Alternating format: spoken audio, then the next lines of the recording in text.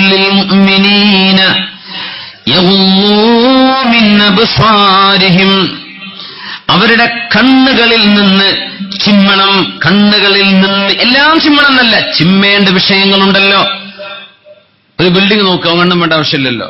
അവന്റേതായ സുഹൃത്തുക്കളെ കാണുന്നു, അവന്റെ ഉമ്മയെ കാണുന്നു, വാപ്പയെ കാണുന്നു, കുടുംബത്തെ കാണുന്നു, പെങ്ങളെ കാണുന്നു, ജ്യേഷ്ഠനെ കാണുന്നു, ഭാര്യയെ കാണുന്നു, അതൊന്നല്ല വിഷയം. യഗ്ളൂ മിൻ അബ്സാരിഹിം, വഴിവിട്ടുള്ള ജീവിതം നമ്മുടെ കുടുംബങ്ങളിൽ കൂടിക്കൊണ്ടിരിക്കുന്നു. പുരുഷന്മാർ താമസിക്കാത്ത വീടുകൾ, പെണ്ണുങ്ങൾ മാത്രമുള്ള വീടുകൾ, അവിടെയൊക്കെ യഥേഷ്ടം കയറി ഇറങ്ങുകയും സംസാരിക്കുകയും സല്ലപിക്കുകയും തമാശ പറയുകയും എല്ലാം യഥേഷ്ടം, ഒരു മറയുമില്ലാതെ പർദ്ദയും മഫ്തയും ധരിച്ചു കഴിഞ്ഞാൽ ഏത് ആണിനോടും യഥേഷ്ടം സംസാരിക്കാവുന്ന ലൈസൻസായി എന്ന് വിചാരിക്കുന്ന തരത്തിൽ പെരുമാറുന്ന പെണ്ണുങ്ങൾ, ഹിജാബും നിഖാബും ധരിച്ച് എല്ലാവരെയും അവർ നോക്കിപ്പോകുന്ന പെണ്ണുങ്ങൾ, അവരെങ്ങോട്ട് കാണുന്നില്ലല്ലോ എന്ന വിചാരം, അവരങ്ങോട്ട് എല്ലാവർക്കും നോക്കാം എന്ന് ചിന്തിക്കുന്നവർ, രണ്ടും കുറ്റകരമാണ്. നബിയേ കുൽ, അങ്ങ് പറഞ്ഞേക്കണം എന്ന് പറഞ്ഞാൽ ഇത് ജനങ്ങളോട് ഉപദേശിച്ചു കൊടുക്കണം. കുൽ എന്ന് എവിടെയെല്ലാം ഖുർആനിൽ വന്നിട്ടുണ്ടോ ആ വിഷയം ജനങ്ങൾക്ക് പറഞ്ഞു കൊടുക്കേണ്ടതാണ്. ഖുൽ ഹുവല്ലാഹു അഹദ്, തൗഹീദ് അല്ലാഹുവിനെ സംബന്ധിച്ച് ജനങ്ങൾക്ക് പറഞ്ഞു കൊടുക്കണം. ഖുൽ അഊദു ബിറബ്ബിൽ ഫലഖ്, ആ സൂറത്തിൽ വന്ന ഫിത്നകളെ സംബന്ധിച്ച് കാവൽ ചോദിക്കേണ്ടതിന്റെ പ്രാധാന്യത്തെക്കുറിച്ച്, ഖുൽ അഊദു ബിറബ്ബിൻ നാസ്, ഖുൽ യാ അയ്യുഹൽ കാഫിർ, എല്ലാം ജനങ്ങളെത്തേണ്ട വിഷയമാണ്. ഖുൽ, പറഞ്ഞു കൊടുക്കണം നബിയേ, ലിൽ മുഅ്മിനീൻ, അല്ലാഹുവിനെ ഭയപ്പെടുന്ന സത്യവിശ്വാസികളോട് പറയണം, യഗ്ളൂ മിൻ അബ്സാരിഹിം, കണ്ണുകൾ സൂക്ഷിക്കണമെന്ന്, കണ്ണുകൾ സൂക്ഷിക്കണമെന്ന്. ഖുൽ വഖുൽ ലിൽ മുഅ്മിനാതി യഗ്ളുദ്ന മിൻ അബ്സാരിഹിൻ, പെണ്ണുങ്ങളോടും പറയണം നിങ്ങളും കണ്ണുകൾ സൂക്ഷിക്കണമെന്ന്. എന്തിനാണ്? ദാലിക അസ്കാ ലഹും, നിങ്ങളുടെ മനസ്സിന് സംശുദ്ധി കിട്ടാൻ, നിങ്ങളുടെ മനസ്സിനുള്ളിലേക്ക് നിങ്ങൾ കണ്ടൊരുത്തിയെ സംബന്ധിച്ച്, ഒരു പെണ്ണാണെങ്കിൽ അവൾ കണ്ടൊരുത്തിനെ കുറിച്ച് മോശമായ ചിന്തകൾ പിശാച് വരുത്താതിരിക്കാൻ. നിങ്ങൾ നല്ലവരാ, പക്ഷെ പിശാച് അത്രക്കാരനല്ലല്ലോ, അവൻ മോശക്കാരനാണല്ലോ, മോശപ്പെട്ട ചിന്തകൾ വരും. അതുകൊണ്ട് നിങ്ങൾ കണ്ണുകളെ സൂക്ഷിക്കണമേ. അത് ഇന്ന് നമുക്ക് ചെയ്യാൻ പറ്റുന്ന വലിയൊരു ഇബാദത്താണ്. നമ്മുടെ നഗരങ്ങളിൽ കാണാൻ പാടില്ലാത്ത ആളുകൾ നമ്മുടെ മുമ്പിലൂടെ വരുമ്പോ അസ്തഗ്ഫിറുല്ലാഹ്, അങ്ങാടിയിൽ ഇറങ്ങിയാൽ അസ്തഗ്ഫിറുല്ലാഹ്, ഗദ്ദുൽ ബസർ, കണ്ണുകളെ സൂക്ഷിക്കുക എന്ന വലിയൊരു ഇബാദത്ത് നമ്മുടെ ജീവിതത്തിന്റെ ഭാഗമാണ്. കല്യാണങ്ങളിലേക്ക് ചെല്ലുമ്പോ, സദ്യകളിലേക്ക് ചെല്ലുമ്പോ, സൽക്കാരങ്ങളിലേക്ക് ചെല്ലുമ്പോ, ആണും പെണ്ണും കൂടിക്കലർന്ന് ഒരു പെൺകുട്ടിയെ കാണാൻ ചെല്ലുന്നത് വലിയ ചടങ്ങാക്കി മാറ്റുന്ന ഒരു സംവിധാനമൊക്കെ വന്നു തുടങ്ങിയിട്ടുണ്ട്. ഇപ്പോ 100 ആളൊക്കെ പോയിട്ട് പൊറാട്ടയും ചായയും കുടിച്ചു പോരാ. എന്തിനെന്നറിയോ? പെണ്ണിനെ പറ്റുമോ ഇല്ലേ എന്ന് തീരുമാനിക്കാൻ. സുബ്ഹാനല്ലാഹ്, എന്തിനാണ് നിങ്ങൾ ആളുകളെ ബുദ്ധിമുട്ടാക്കുന്നത്? ആ കുട്ടിയെ പറ്റുമോ ഇല്ലേ എന്ന് തീരുമാനിക്കാൻ ആ കുട്ടിന്റെ ഉമ്മ, ആ ചെറുപ്പക്കാരന്റെ ഉമ്മ, അവന്റെ പെങ്ങന്മാർ, ഇവര് പോരെ? എന്നിട്ടൊക്കെ ഉറച്ചിട്ട് കല്യാണത്തിന് വലീമയുണ്ടല്ലോ, സൽക്കാരം, അതിൽ കഴിച്ചാ പോരെ? ഇവര് പറ്റില്ല എന്ന് പറഞ്ഞു അടുത്ത ടീം വരുന്നുണ്ട്, ഓൽക്കുണ്ടാക്കണ 2 ബസ്സിനാൾക്ക്. സുബ്ഹാനല്ലാഹ്, ഇങ്ങനെ നമ്മൾ ഉളുപ്പില്ലാതെ നിന്നൊക്കെ പറയില്ലേ, അതിന് പറയാം. ചെയ്യരുത് മുഅ്മിനെ, ദയവ് ചെയ്ത് ചെയ്യരുത്. അപ്പൊ എന്താ പരിപാടി എന്നറിയാം? ഇങ്ങോട്ട് 2 ബസ് വന്നില്ലേ, അങ്ങോട്ട് 4 എണ്ണം തിരിച്ചു കൊടുക്കുകയാണ്.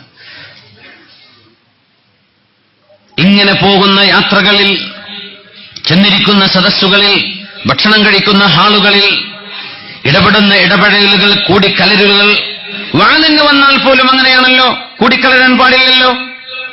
നിയമം എല്ലായിടത്തും ഒരുപോലെയാണ്, എല്ലായിടത്തും ഒരുപോലെയാണ്.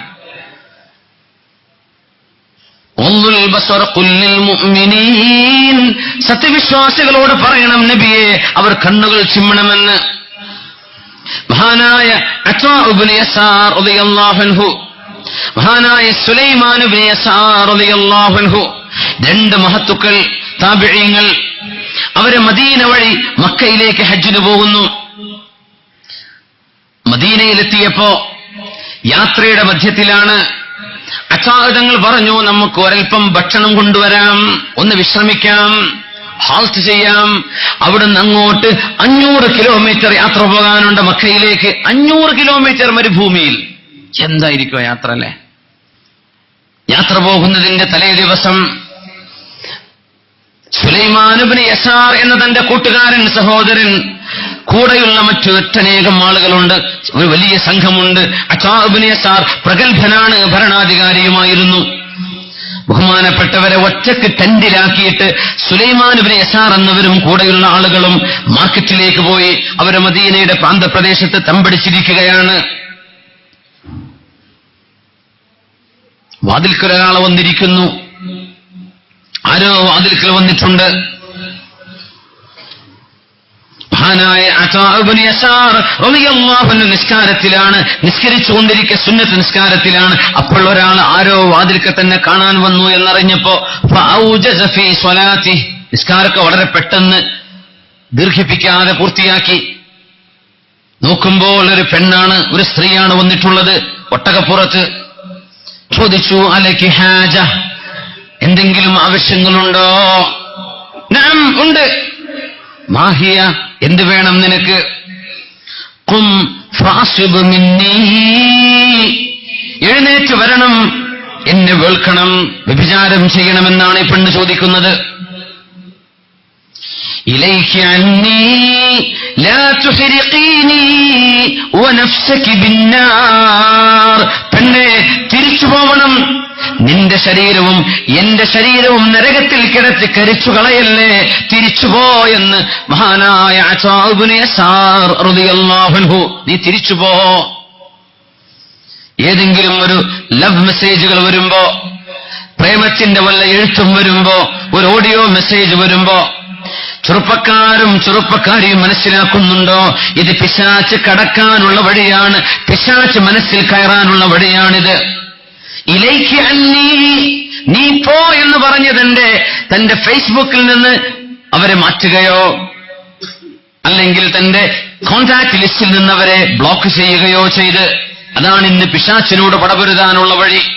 ബ്ലോക്ക് ചെയ്യുക, വീണ്ടും വിളിച്ചു, ആ നമ്പറും ബ്ലോക്ക് ചെയ്യുക. ഇലൈകി അന്നീ, നീ മാറി നിൽക്ക്, നീ എന്റെ ഭാര്യയല്ല, ഞാൻ നിനക്ക് ഹലാലായവനുമല്ല, നിന്റെ ശരീരവും എന്റെ ശരീരവും നരകത്തിൽ കടത്തി കത്തിക്കല്ലേ എന്ന് വളരെ സുമുഖനും സുന്ദരനുമായിരുന്ന അതാ ഇബ്നു യസാർ റളിയല്ലാഹു അൻഹു വലിയ മുതലാളിയാണ്. അവൾ പോകുന്നില്ല.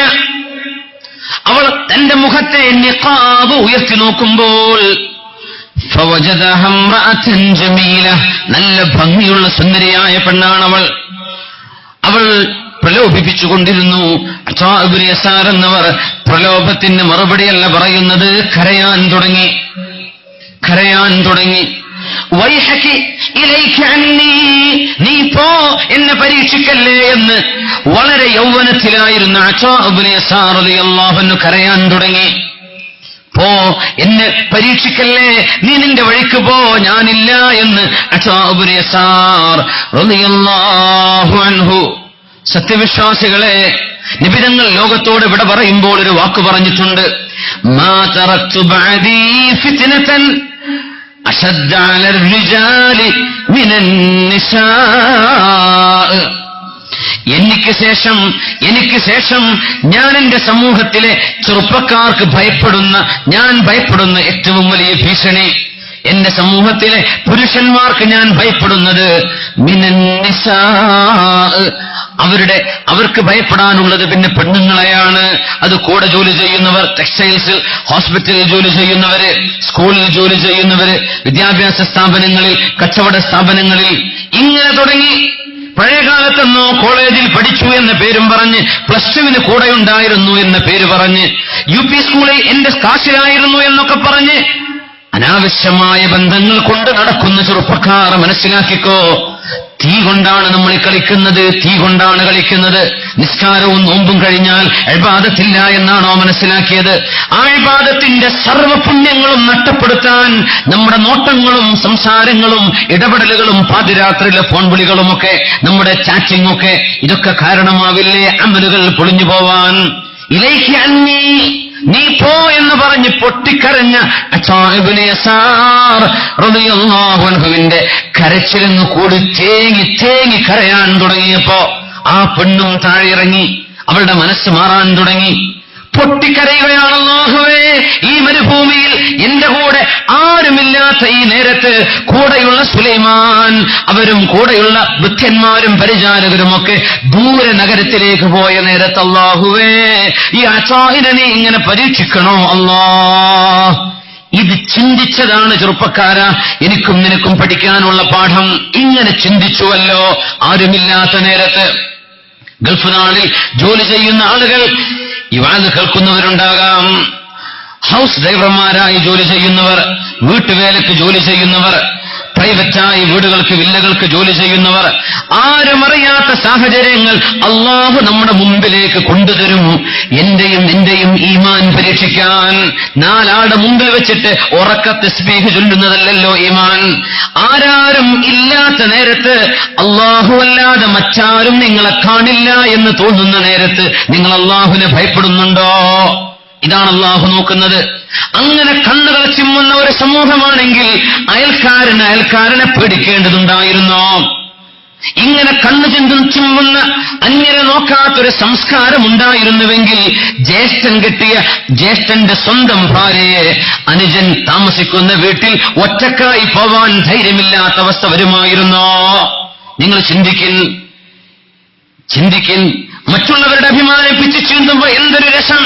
അത് പത്രങ്ങളിൽ വരുമ്പോ, വാട്സാപ്പിലൂടെയും ഫേസ്ബുക്കിലൂടെയും നിങ്ങൾ പബ്ലിസൈസ് ചെയ്യുമ്പോ എന്തൊരു ആനന്ദമല്ലേ! ഒരാളിന്റെ അഭിമാനം വെച്ചാണ് നമ്മൾ കളിക്കുന്നത്. ഒരു മനുഷ്യന്റെ ദീനാണ് അവിടെ നഷ്ടപ്പെട്ടുകൊണ്ടിരിക്കുന്നത്. ഗൗരവം നമ്മൾ ആലോചിച്ചിട്ടുണ്ടോ? അള്ളാഹുവിന്റെ കരച്ചിൽ കൂടിയപ്പോ ആ പെണ്ണും താഴെ ഇറങ്ങി കരയാൻ തുടങ്ങി, പൊട്ടി കരയാൻ തുടങ്ങി. ആ കരച്ചിൽ വർദ്ധിച്ചു. അതൊരു പശ്ചാത്താപത്തിലേക്ക് നീങ്ങുകയാണിനി. തിന്മ ചിന്തിച്ചു വന്ന പെണ്ണ്, വ്യഭിചാരത്തിലേക്ക് ക്ഷണിച്ചു വന്ന പെണ്ണ്, ദുർമാർഗത്തിലൂടെ കടന്നു വന്ന പെണ്ണ് ഇനി സന്മാർഗത്തിന്റെ വഴിയിലേക്ക് കടക്കുകയാണ്. അത്വാഇബ്നു യസാർ എന്ന സുമുഖനായ ചെറുപ്പക്കാരൻ, യൗവനത്തിലെ അധികാരവും പൈസയും കയ്യിൽ കിട്ടിയവർ, യൗവനത്തിലെ ദീൻ കയ്യിൽ കിട്ടിയ മഹാൻ പൊട്ടിക്കരഞ്ഞപ്പോ ആ പെണ്ണും താഴെ ഇറങ്ങി കരയാൻ തുടങ്ങി. അപ്പോഴാണ് വരുന്നത് സുലൈമാൻ ഇബ്നു യസാർ ഭക്ഷണം വാങ്ങിച്ചു വരുന്നുണ്ട്. കാണുമ്പോൾ ഏതോ ഒരു പെണ്ണും അന്നവരും കരയുന്നുണ്ട്. വല്ലാത്ത കരച്ചിൽ കണ്ടപ്പോ എന്തിനാണ് കരയുന്നത് എന്ന് പോലും ചോദിക്കാതെ കൂടെ വന്ന സുലൈമാൻ എന്നവരും സുലൈമാൻ ഇബ്നു യസാർ എന്നവരും കരയാൻ തുടങ്ങി. വേറൊരാളും കൂടെ വന്നു, അയാളും ഇരുന്ന് കരയാൻ തുടങ്ങി. വേറൊരാൾ വന്നു. ഈ കരയുന്നത് എന്തിനാണാവോ? എന്തോ ഒരു കരയേണ്ട പ്രശ്നമുണ്ടായി കാണും. കൂടെ കരയാൻ തുടങ്ങി. എന്തിനാ കരച്ചിലെന്നറിയില്ല, കൂടെ കരയാൻ തുടങ്ങി. കുറെ നേരം കഴിഞ്ഞപ്പോ ആ പെണ്ണ് തുബ്തു ഇലല്ലാഹ്, ഞാൻ അള്ളാഹുലേക്ക് തൗബ ചെയ്തു മടങ്ങി. ഏതെങ്കിലും ഒരു ചെറുപ്പക്കാരൻ പ്രലോഭനത്തിന് വിധേയമായപ്പോ തന്നെ പ്രലോഭിച്ച പെണ്ണിനോട് നീ അള്ളാഹുവിനെ ഭയപ്പെടുന്നില്ലേ എന്ന് ചോദിച്ചിരുന്നുവെങ്കിൽ അവൾക്ക് അവളുടെ ചാരിത്രം നഷ്ടപ്പെടുമായിരുന്നില്ല. നീ അള്ളാഹുവിനെ ഭയപ്പെടണം. ഞാനും നീയും ഒറ്റക്കാണെന്ന് തോന്നണ്ട. അല്ലാഹു വല്ലാഹു ഇന്നല്ലാഹ ലബിൽ മിർസാദ്, അള്ളാഹു നമ്മളെ നോക്കിക്കൊണ്ടിരിക്കുകയാണ്. ഇത് പറഞ്ഞിരുന്നുവെങ്കിൽ ആ പെണ്ണിന്റെ ഈമാൻ കുറഞ്ഞു പോകുമായിരുന്നില്ലല്ലോ. ആ പെണ്ണ് പശ്ചാത്തപിച്ച് മടങ്ങുമായിരുന്നില്ലേ? ഇങ്ങനെ ആണും പെണ്ണും പരസ്പരം ഉപദേശിച്ചിരുന്നുവെങ്കിൽ എത്ര ഫിത്നകൾ ഇല്ലാതെയായി പോകുമായിരുന്നു. ഗദ്ദുൽ ബസർ, നമുക്ക് ചെയ്യാൻ പറ്റുന്ന കണ്ണ് ചിമ്മുക എന്നത്, അന്യരോട് സംസാരിക്കാതിരിക്കുന്നത്, അന്യവരോട് സല്ലപിക്കാതിരിക്കുന്നത്, നമുക്ക് അല്ലാഹു ഹലാലാക്കിയ ഭാര്യയോടല്ലാതെ, നമുക്ക് ഹലാലായ മഹ്റമായ ആളുകളോടല്ലാതെ, നമുക്ക് സംസാരിക്കാൻ പറ്റുന്ന കാണാൻ പറ്റുന്നവരോടല്ലാതെ നമ്മുടെ ബന്ധങ്ങളെ പരിമിതപ്പെടുത്തേണ്ടതായിരുന്നില്ലേ? ആലോചിച്ചു നോക്കി മുഅ്മിനീങ്ങളെ. എന്തിനാണ് എന്നവരെ നിങ്ങൾ കരഞ്ഞത് എന്ന് ചോദിച്ചപ്പോൾ മഹാനായ റളിയല്ലാഹു അൻഹു പറഞ്ഞു, സുലൈമാൻ ഞാൻ പറഞ്ഞു തരില്ല, ഞാൻ കരഞ്ഞെന്തിനാണെന്ന് പറഞ്ഞു തരില്ല. പിന്നെ വർഷങ്ങൾക്ക് ശേഷം രണ്ടുപേരും ഈജിപ്തിൽ താമസിക്കുമ്പോ അന്നൊരു സ്വപ്നം കണ്ടു മഹാനായ യൂസുഫ് നബി അലൈഹിസ്സലാമിനെ. ആ സ്വപ്നത്തിൽ റളിയല്ലാഹു അൻഹു കണ്ടു യൂസുഫ് അലൈഹിസ്സലാമിനെ. യൂസുഫ് അലൈഹിസ്സലാമിനോട് പറഞ്ഞു, യാ യൂസുഫ് അംറുക അജീബ്, നിങ്ങളുടെ കാര്യം മഹാത്ഭുതമല്ലോ. സുലൈഖ എന്ന പെണ്ണിനെ അവര് നിങ്ങളെ പ്രലോഭിപ്പിച്ചപ്പോ قال معاذ الله إنه ربي أحسن مثواي إنه لا يفلح الظالمون. അല്ലാഹുവേ കാവൽ തരണേ എന്ന് പറഞ്ഞ് പിന്മാറിയ സുമുഖനായ കണ്ണുകൾ കാണാൻ കൊതിക്കുന്ന ലോകം കണ്ട സൗന്ദര്യത്തിൽ വെച്ച് ഏറ്റവും വലിയ സൗന്ദര്യമുണ്ടായിരുന്ന അഷ്റഫുൽ ഖൽഖിന് ശേഷം ഏറ്റവും സൗന്ദര്യമുള്ള മഹാൻ യൂസുഫ് നബി അലൈഹിസ്സലാമായിരുന്നുവല്ലോ. അങ്ങനത്തെ നിങ്ങൾ ഒരു വ്യഭിചാരത്തിന് രക്ഷപ്പെട്ട കഥ ഓർക്കുമ്പോ വല്ലാത്ത അത്ഭുതം തോന്നുന്നുണ്ട്. ഇത് പറഞ്ഞപ്പോ മഹാനായ യൂസുഫ് നബി അലൈഹിസ്സലാം അങ്ങോട്ട് പറഞ്ഞു, ബൽ അംറുക മഅൽ അറാബിയതി അഅജബു മിൻ ഹാദാ, എന്റെ ജീവിതത്തെക്കാളും മഹാത്ഭുതം ആ അറാബിയത്തായ പെണ്ണിൽ നിന്ന് നിങ്ങൾ ഒഴിഞ്ഞു മാറിയതാണല്ലോ. ആ ഒരു ചിരിയും കരച്ചിലുമൊക്കെ കൂടിക്കലർന്ന സ്വപ്നത്തിലെ ശബ്ദം കേട്ടപ്പോഴാണ്, ഉറക്കത്തിലെ ശബ്ദം കേട്ടപ്പോഴാണ് സുലൈമാൻ ഇബ്നു യസാർ എന്നവർ ഉണർന്നത്. ചോദിച്ചു, ആട്ടാ ആരോടാ നിങ്ങൾ വർത്തമാനം പറയുന്നത്? എന്താ നിങ്ങൾ ഉറക്കച്ചിരിക്കുന്നത്? എന്താണ് ഈ കരച്ചിലൊക്കെ? ഞാനൊരു സ്വപ്നം കണ്ടു. ഇതാരോട് നിങ്ങൾ പറയരുതേ, എന്റെ ജീവിതകാലം പറഞ്ഞു കൊടുക്കരുതേ എന്ന് പറഞ്ഞു. എന്നിട്ട് പറഞ്ഞു, ഞാൻ കണ്ട സ്വപ്നം ഇന്നതായിരുന്നു. അന്ന് നീ എന്നോട് ചോദിച്ചില്ലേ എന്താ കരയാൻ കാരണം? കഥ അങ്ങ് പറഞ്ഞു കൊടുത്തു. ആ പെണ്ണ് ഇങ്ങനെ വന്നതായിരുന്നു.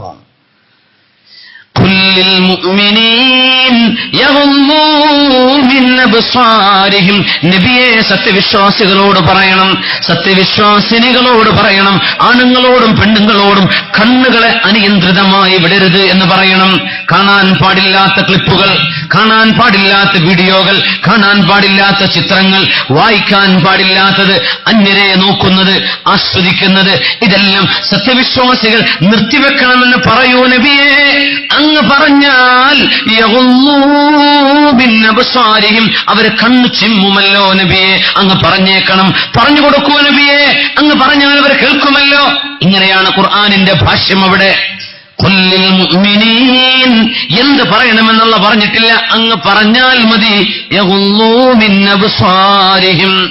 അല്ലാഹു നമ്മുടെ കണ്ണുകളെ സൂക്ഷിക്കാൻ തൗഫീഖ് തരട്ടെ. ഏറ്റവും കൂടുതൽ കാഴ്ചകളുള്ള കാലമാണിത്, കാണുന്ന സംഗതികൾ കൂടുതലാണ്. അതുകൊണ്ട് ആ വിഷയത്തിൽ സൂക്ഷ്മതയും കൂടണം. അല്ലാഹു നമുക്ക് തൗഫീഖ് തരട്ടെ. മൻ തറക ലില്ലാഹി നളറതൻ മുഹറമ, അല്ലാഹു അനുവദിക്കാത്ത ഒരു നോട്ടം ആരെങ്കിലും നോക്കാതെ കണ്ണിനെ സൂക്ഷിച്ചാൽ, അല്ലാഹു നോക്കരുത് എന്ന് പറഞ്ഞത് നോക്കാതെ കണ്ണിനെ സൂക്ഷിച്ചു. അസ്തഗ്ഫിറുല്ലാഹ് ക്ലോസ് ചെയ്തു. അസ്തഗ്ഫിറുല്ലാഹ് ഞാൻ കാണില്ല, അസ്തഗ്ഫിറുല്ലാഹ്. നമുക്ക് ഏറ്റവും കൂടുതൽ ഇന്ന് വർദ്ധിപ്പിക്കേണ്ട വാക്കതാണ് അസ്തഗ്ഫിറുല്ലാഹ്. അല്ലാഹുവേ പുറത്തു തരണേ റബ്ബ്, അല്ലാഹുവേ മാപ്പ് തരണേ, അസ്തഗ്ഫിറുല്ലാഹ്. അങ്ങനെ കാണാൻ പാടില്ലാത്തതിനെ ആരെങ്കിലും നോക്കാതിരിക്കുകയോ കാണുന്ന സ്ക്രീനിലേക്ക് കണ്ണ് പൂട്ടിവെക്കുകയോ ഓഫ് ചെയ്യുകയോ ചെയ്താൽ റസഖഹുല്ലാഹു ഇബാദതൻ യജിദു ഹലാവതഹാ, മാധുര്യമുള്ള ഒരു ഇബാദത്ത് അയാൾക്ക് അല്ലാഹു പകരം കൊടുക്കുമെന്ന് റസൂലുള്ളാഹി സ്വല്ലല്ലാഹു അലൈഹി വസല്ലം. അങ്ങനെ ഒരു കണ്ണിനെ നിയന്ത്രിച്ചവന്റെ നിസ്കാരത്തിന് രസമുണ്ടാകും, അവന്റെ സുന്നത്ത് നിസ്കാരത്തിന് മധുരമുണ്ട്, ഫർളിന് ആനന്ദമുണ്ട്, അവന്റെ ഇബാദത്തിന് രസമുണ്ട്. ഇത് അല്ലാഹുവിന് വേണ്ടി ഒഴിവാക്കിയതിന് പകരം അല്ലാഹു കൊടുക്കുന്നതാണ്. മൻ തറക ലില്ലാഹ് അവ്വലഹു അല്ലാഹു ഖൈറൻ മിൻഹു, അല്ലാഹുവിന് വേണ്ടി എന്തെങ്കിലും മാറ്റിവെച്ചാൽ അതിനേക്കാളും ഖൈറുള്ളത് അല്ലാഹു നിങ്ങൾക്ക് നൽകുമല്ലോ. അല്ലാഹു തരട്ടെ, അല്ലാഹു തരട്ടെ. آمين يا رب العالمين. صلوا على النبي محمد وآله. ورسالات اللهم صل على سيدنا محمد وعلى آل سيدنا محمد وبارك وسلم عليه.